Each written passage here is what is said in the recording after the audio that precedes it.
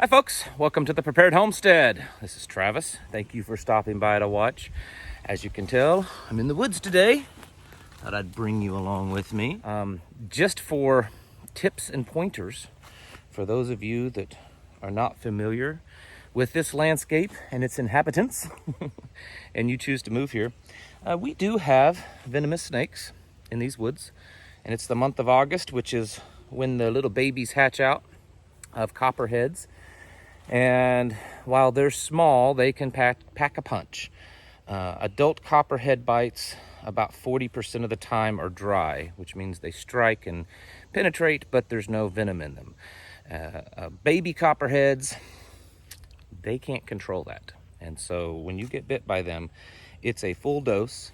And even though they're little bitty, it's powerful enough to make you sick. Copperheads, I mean, we do have other venomous snakes. We have some rattlesnakes, timber and pygmy, and then we have our cottonmouth, the water moccasin snakes.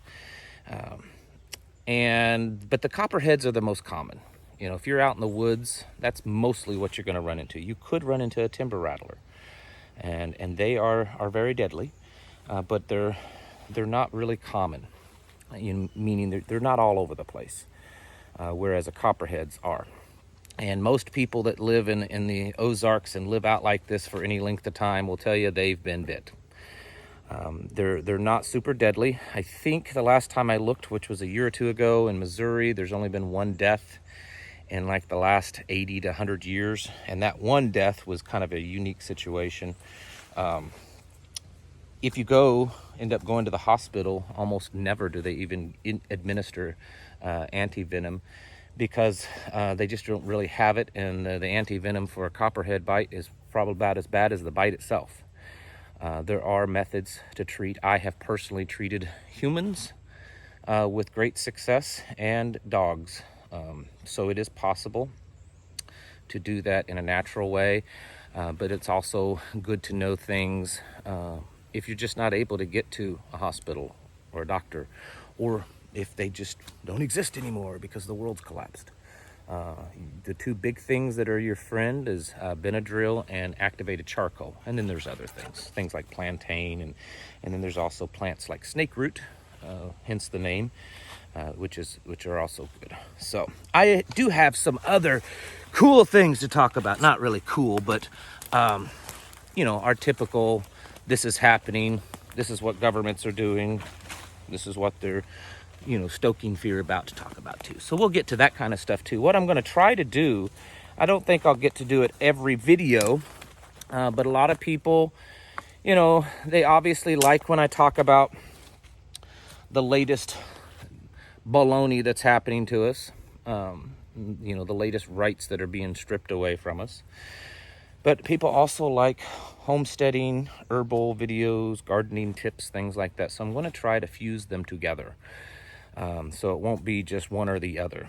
I'll try to, as much as I can, when I talk about stuff that's going on in the world today, I'll try to throw out there some tips and things like that while I'm doing it. I have a chicken following me into the woods. It's kind of funny, I've grown up most of my whole life and lived most of my whole life out here like this in these woods. And for me, there's just so many things that are just kind of common knowledge and not a big deal.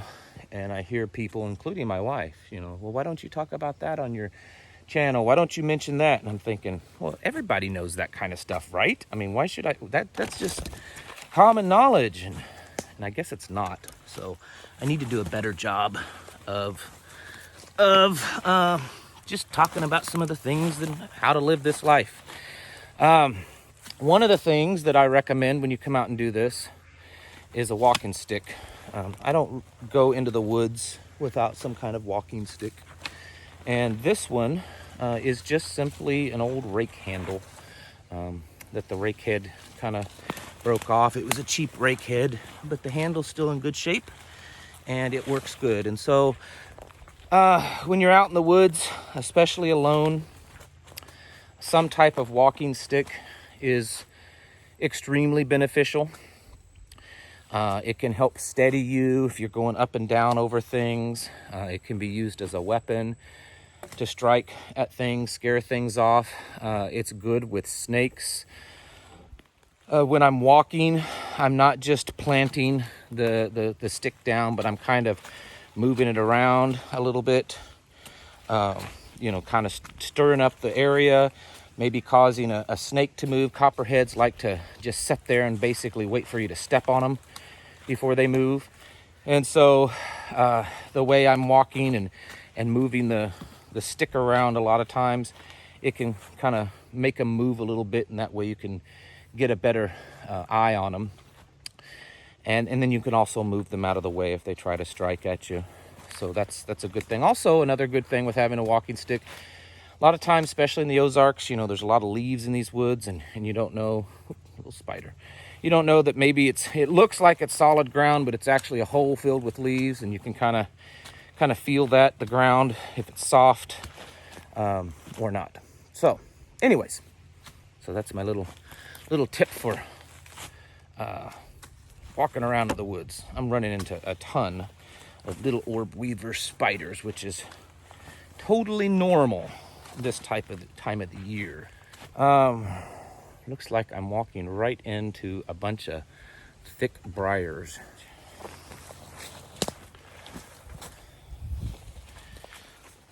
I've walked into about the thickest part of our woods, and I'm just not into getting cut up any more than I have to. I think I see a good spot to get through some of these low-lying limbs. All right, we're getting better. Get all of the spider webs off my face. Anyway, so let's get on with the video, because that's probably what you're here to watch, and not me walking around in the woods mumbling. You've seen what's going on in other parts of the world with the restrictions, with the mandates, the lockdowns, the passports, the complete stripping away of rights. It's been happening for a while in, there's a real soft hole there. It's been happening for a while in Australia. They have, and it's actually been a little surprising to me. They have probably been one of the worst offenders when it comes to what the government is doing, at least some parts of Australia, really all of it. And I know that they foolishly gave away their guns, or at least most of them, several years ago. But even at that, I never thought Australia would be the worst one. Never. And it's crazy. There's a video I'm gonna probably have playing here in just a second next to my head, or the whole screen, either way. And it's in just a neighborhood where they are locking people down in their homes and creating some sort of like a quarantine within their homes. And it looks like a dystopian movie nightmare, really, I think. I'm watching this and I'm thinking, I bet all these writers and movie producers that make these crazy dystopian movies are thinking, man, why didn't we think of that? That's pretty cool. That would have gone good in our movie. The people are just allowing it. I know that they may not have the means to defend themselves in the same way that Americans do, but if you're definitely serious about fighting tyranny, you'll find a way. Here's another video over in Paris. Their little passporty thing that they've been protesting about a lot over the past couple of weeks or so has gone into effect. And this video shows police officers in Paris just going up to people in businesses, restaurants, sitting out eating on park benches, wherever. And they're demanding their papers, please. You notice it's all on their cell phones. They're using those to have your little passport, and so they're verifying that. which proves another thing that I've heard for years, that these cell phones, smartphones and stuff will be the death of us. Folks, I think this stuff is gonna happen here too. If there were just isolated incidences around the world, you know, one or two countries that were just being really stupid crazy about this, then I'd say, well, that doesn't mean it's going to happen everywhere else. But when more and more countries, United Kingdom, Germany, Israel, Canada, on and on, I know I'm missing several, that are pushing and enacting these extremely draconian anti-freedom laws. Now I'm in a clearing a little bit. And you've got the global world leader community, i.e. World Economic Forum and things like that, United Nations, talking about this, World Health Organization, that kind of stuff, talking about how every nation needs to do this. And all these nations are doing it. And then you've got leaders in our own government commending them and saying the same kind of stuff and making the same kind of threats and agreeing with these globalists and their expert opinions and stuff. Then you have to kind of start thinking that maybe this kind of stuff is headed our way. And I'm sure that most of you have already thought that. And then we have to get ready for it. There's still the naysayers. There's still people saying, oh, you're just a conspiracy nut job. You crazy people. Well, the nice little skull piece there. You were saying that a year ago about other things too. And guess what? We crazy conspiracy nut jobs were right about that. Crazy conspiracy nut jobs have been right a lot lately. A lot. On a lot of different things. And we, get proven right. And then people are like, okay, well, you're right about that one. Doesn't mean you're right about this one. And it's going on and on. Folks, I get it. America is a little different still. Oh, that's a big spider. Need to watch where I'm going. And I'm not afraid of spiders, so that's not the problem. I just don't like disturbing their big webs they work so hard on.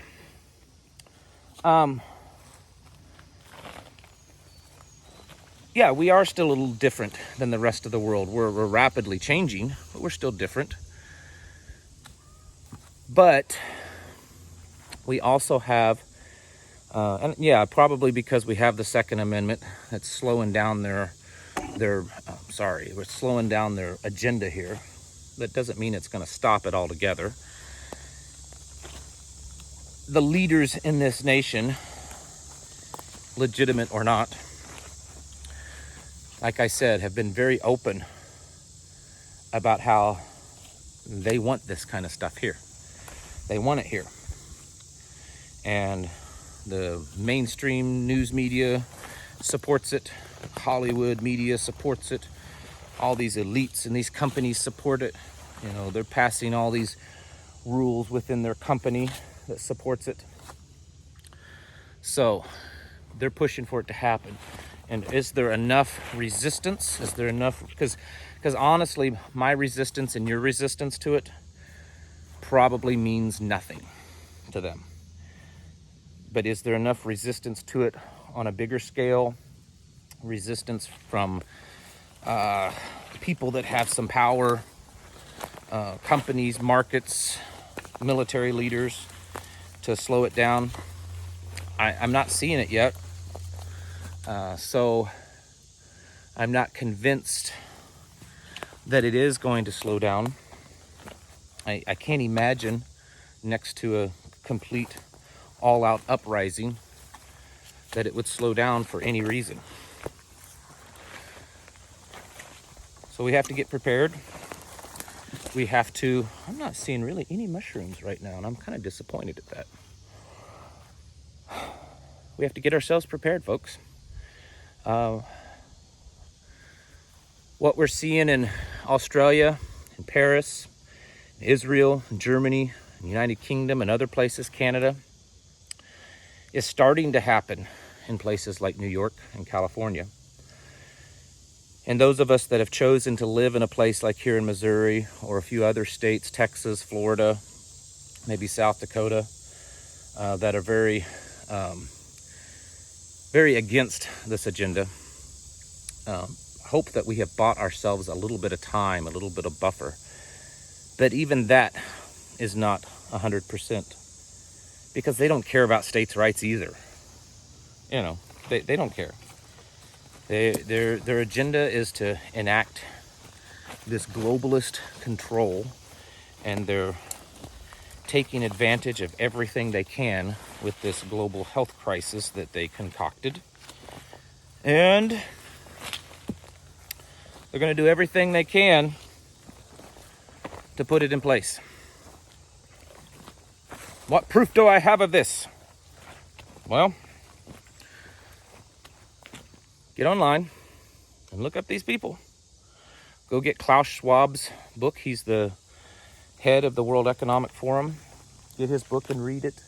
Watch their videos. Watch videos of the Prime Minister of Canada and of the United Kingdom and Prince Charles and heads of major corporations.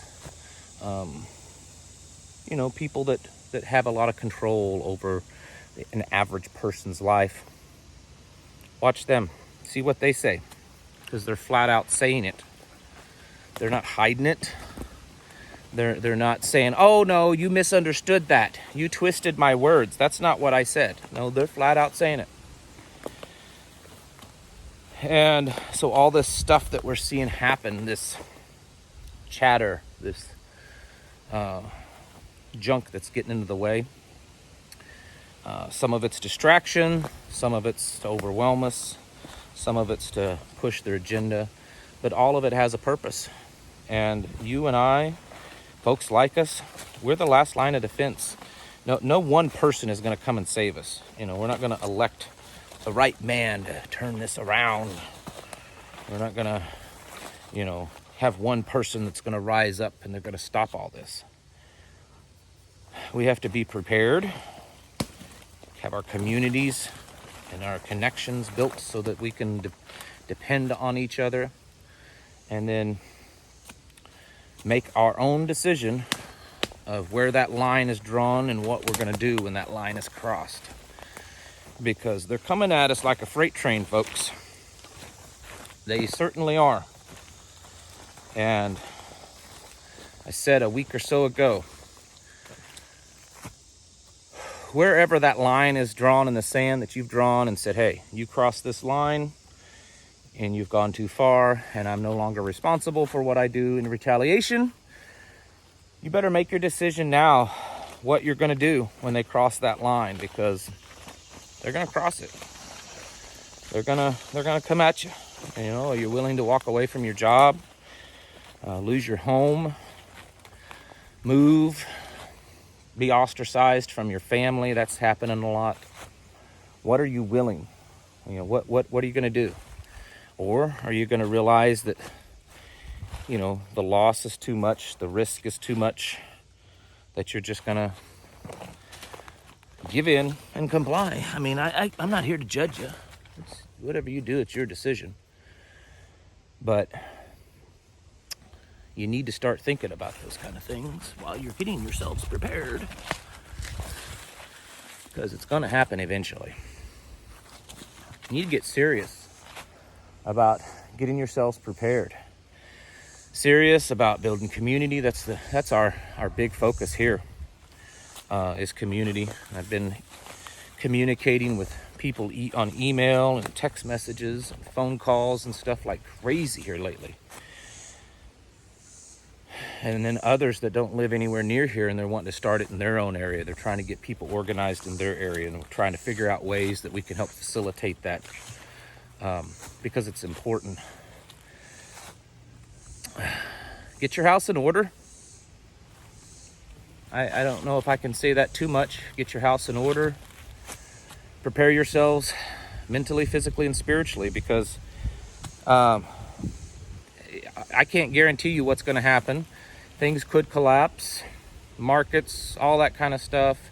Other things could collapse, but I'm telling you, one thing I think that's pretty sure is that the growth and the takeover of government and this totalitarian-like regime, anti-freedom, anti-liberty, I think it's going to be here for a while, for a long while. And they might convince you that you're better off falling in line with them than you are resisting. But I do believe in the long run, those that's fallen in line are going to face a much worse fate than anyone that resists. Thank you for watching. I'll catch you in the next video.